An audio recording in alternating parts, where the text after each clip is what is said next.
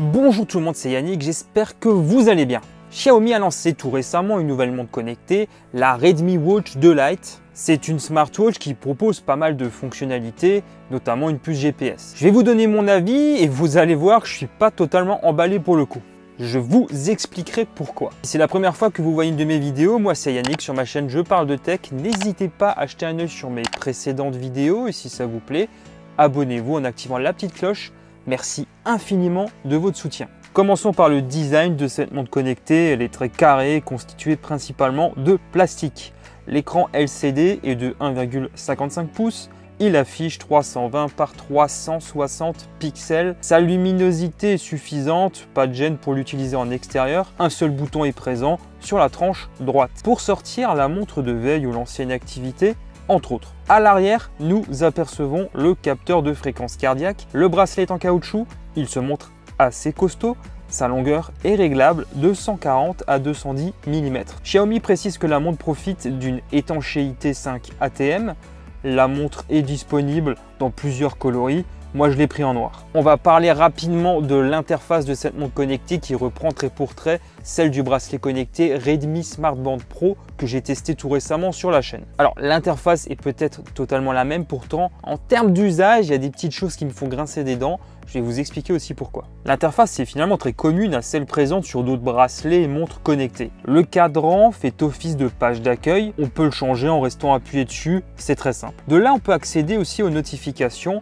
On peut lire celles de toutes les applications comme sur votre smartphone. On peut lire les messages, les emojis s'affichent, mais manque de couleurs. On peut aussi accéder aux paramètres de la montre, voir le pourcentage de batterie, gérer la luminosité, mais pas d'ajustement automatique ici. On peut mettre le mode ne pas déranger, mettre un code PIN.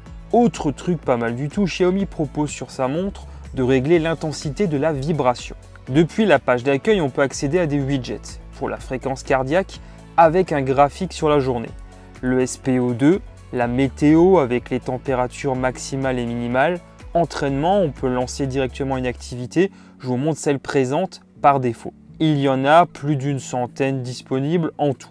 Et enfin, les statistiques de pas et de calories sur la journée. Lorsque l'on appuie sur le bouton, on peut afficher une liste de fonctionnalités. Entraînement, sommeil, stress, exercice de respiration, suivi des cycles pour les femmes, contrôler la musique de son smartphone, contrôler l'appareil photo du smartphone, chronomètre et compte à rebours.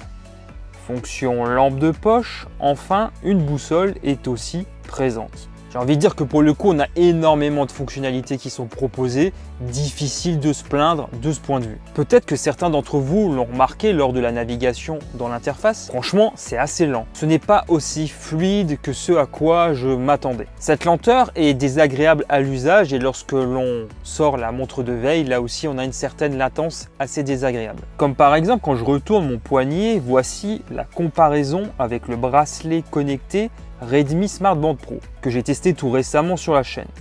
La navigation est aussi plus fluide alors que le bracelet coûte 30 € moins cher que cette montre. En plus, le Smartband Pro bénéficie d'un écran OLED certes plus petit, mais il reste plus agréable à l'usage. Xiaomi Wear est l'application utilisée pour cette montre connectée. Elle est disponible sur Android et iOS. La montre se connecte en Bluetooth au smartphone. On retrouve 3 menus principaux, c'est assez bien fichu dans l'ensemble. La page état montre vos stats, sport, sommeil, fréquence cardiaque, stress, etc.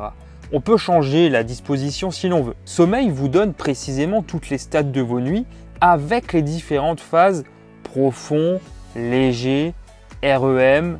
Comme je l'ai mentionné la fois précédente, si l'on peut voir des détails et des conseils sur le sommeil, on ne peut pas comparer ces stats avec des personnes de la même tranche d'âge et de conditions physiques identiques. On peut lancer un entraînement depuis la page suivante. Comme il y a un GPS sur la montre, on peut très bien se passer du smartphone pour les activités en extérieur. Dans Profil, on pourra télécharger de nouveaux cadrans, il y en a quelques-uns.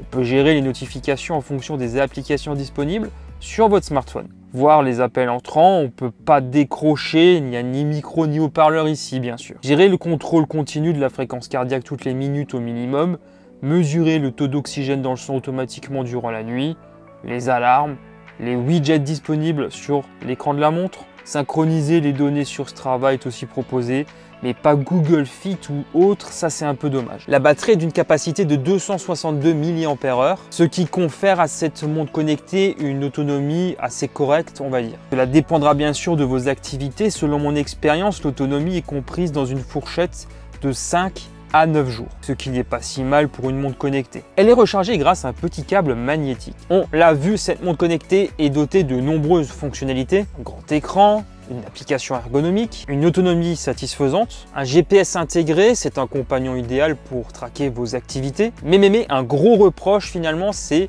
l'interface de la montre connectée qui se montre assez lente. Surtout comparé au Redmi Smartband Pro, vendu bien moins cher, on est d'accord. Qui certes n'a pas de GPS intégré, mais profite d'un écran OLED plus agréable à l'usage. Et une interface plus fluide aussi pour le coup. À la longue, cette latence sur la montre peut se montrer assez agaçante. Il n'y a pas non plus de plus-value comparé à la Xiaomi Mi Watch Lite sortie plus tôt cette année. Et en plus est vendue moins cher. Ouais. Ça, c'est encore un truc quoi. 50 € sur le site de Xiaomi contre 70 pour celle-ci au moment du lancement, hors promo. Voilà, comme ça vous avez mon opinion à son sujet. Certains regretteront peut-être aussi l'absence d'une puce NFC, ce que je peux comprendre. Si vous voulez acheter cette montre connectée, je vous mets le lien bien entendu juste en bas en description.